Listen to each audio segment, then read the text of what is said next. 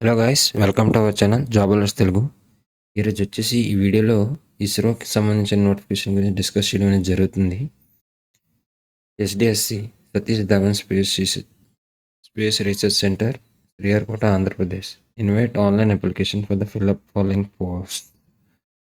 మనకి ఇక్కడ post number, discipline, reservation and number of vacancies, location, వాటి యొక్క క్వాలిఫికేషన్, ఇలా ఇందులో 42 పోస్ట్ నెంబర్స్ అనేవి ఉన్నాయి. ఇందులో 42 డిసిప్లిన్స్ ఉన్నాయి. వాటి యొక్క రిజర్వేషన్, లొకేషన్, క్వాలిఫికేషన్. ఈ నోటిఫికేషన్ అనేది ఫస్ట్ కామెంట్లో ఇస్తాను లింక్ అనేది. ఆ లింక్ క్లిక్ చేసి డైరెక్ట్గా డౌన్లోడ్ చేసుకొని మీరు నోటిఫికేషన్ చదవచ్చు. మొత్తం మీరు ఏ పోస్ట్కి అయితే ఎలిజిబుల్, మీ క్వాలిఫికేషన్ బట్టి మీరు దేనికి అర్హలో బట్టి దానికి మీరు అప్లై చేసుకోవచ్చు. ఇలా 42 ఇచ్చారు. మొత్తం 42 డిసిప్లిన్స్.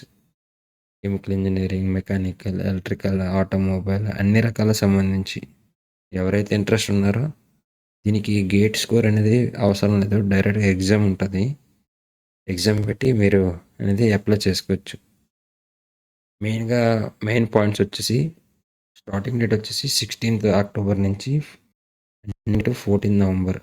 ఈ డేటింగ్ నుంచి ఈ డేట్ మధ్యలో ఎవరైతే ఎలిజిబుల్లో వాళ్ళు అప్లై అనేది చేసుకోవచ్చు.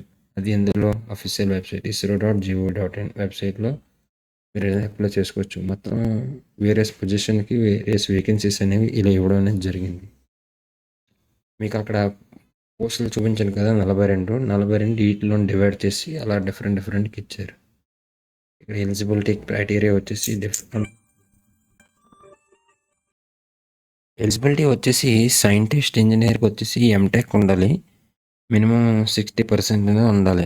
టెక్నికల్ అసిస్టెంట్కి డిప్లొమా ఉండాలి. అంటే రిలేటివ్ ఇంజనీరింగ్ అంటే డిఫరెంట్ డిసిప్లిన్స్ ఉన్నాయి కదా, ఎలక్ట్రికల్, మెకానికల్, సివిల్, ఆటోమొబైల్, అలా డిప్లొమా అనేది వాళ్ళు చేసి ఉండాలి.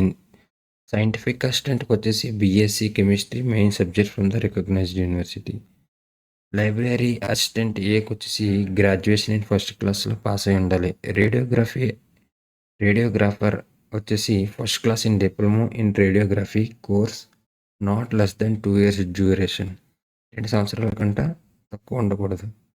టెక్నీషియన్ బీకి వచ్చేసి ఎవరైతే ఐటీఐ పాస్ అయి ఉన్నారో రిలేటివ్ ట్రేడ్లో వాళ్ళు అనేది ఎలిజిబుల్.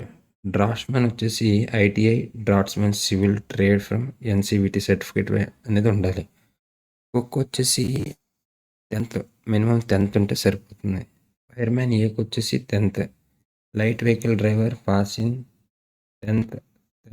ఇది కూడా. నర్స్ బి కూడా first class diploma in nursing course, nurse బికి eligible.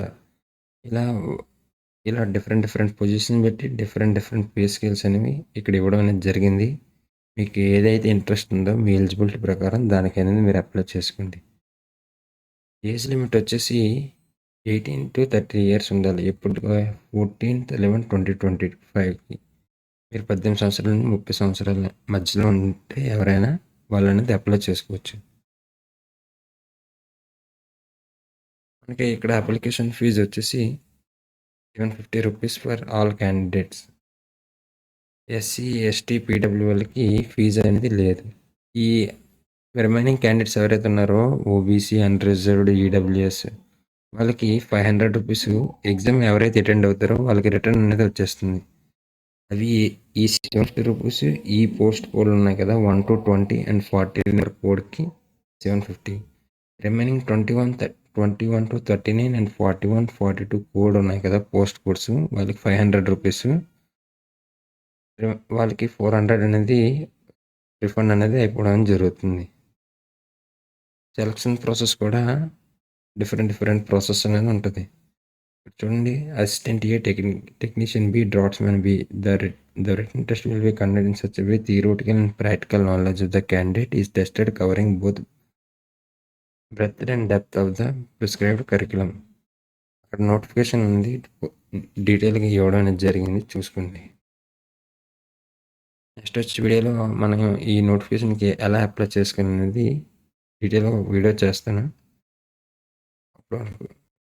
Thank you guys, thank you for watching.